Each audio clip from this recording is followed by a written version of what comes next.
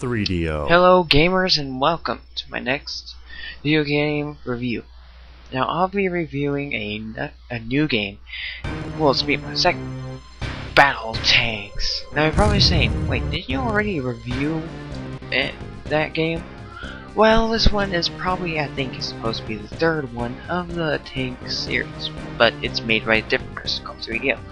And plus, this name of the game is with a X.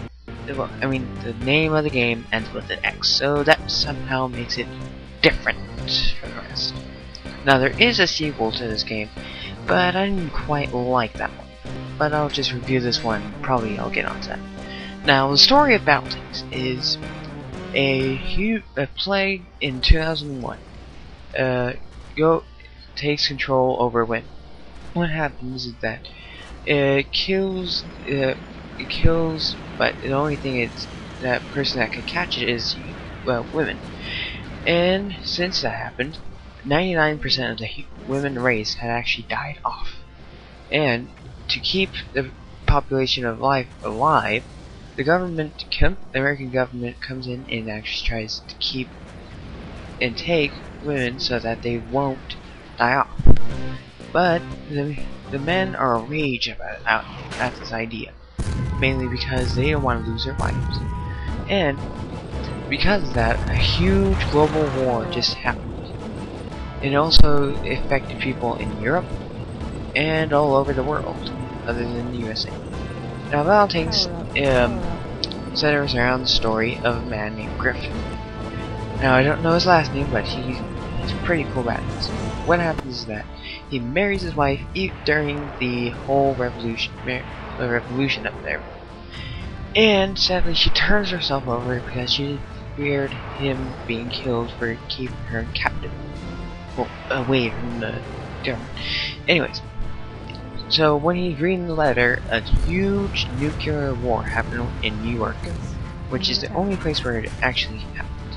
And because of that, the fall of mankind happened, including the whole American government taking away the money. Because of that, there's only, for every 1,000 men, there's only one woman. And because of that also, women are prized as holy objects. And having one makes you become more, well, powerful. Now, there's many kinds of gangs that are taking control of the United States, from the motorcycle gang, the Psycho Brigade, Charlie Company, and many more. Now, one I play a lot as is the Psycho Brigade, because, well, they're my favorite. Because, well, what's better than playing as psychos that have really cool weapons?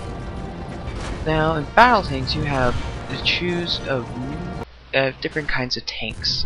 1 is a regular old-fashioned tank. 2 is a Goliath tank. 3 is some kind of like little turret gun thing. I'm not quite sure on the name of it.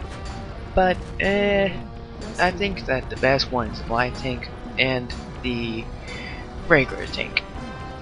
Now, you have many ways of weapons to use the game. One of the most best weapons so happens to be a nuke. Yeah, you heard me right, a nuke. And trust me, this thing is essential to winning a game, because what it does, it just massacres anything in its way. And what it does, but there's one drawback to it: it can hurt you as well, and sometimes it actually can kill you, which is another problem with it.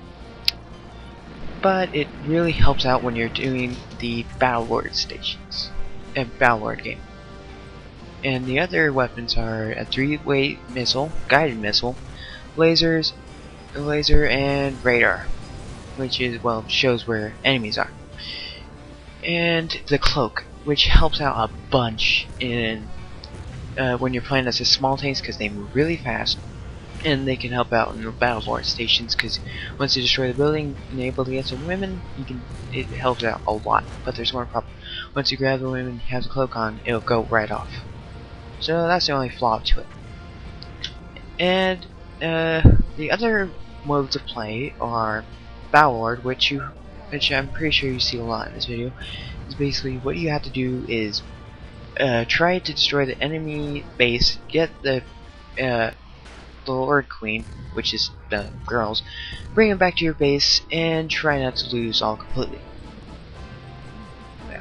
And another gameplay element is annihilation, which you have to keep your team alive and destroy the other team, but I'm horrible at it. And another mode of play is the deathmatch, which is basically you go up against another tank and try to destroy it before 4 all 6 of your tanks are dead. Now, the most funnest thing about this game is just, I mean, look at it. It's just really perfect. It's the poor man's Twisted Metal, which is one of my favorite games ever. And this is just like the perfect version of Twisted Metal, except a lot different. And the controls for the game, they work really well. Z is to shoot your guns, and you can actually change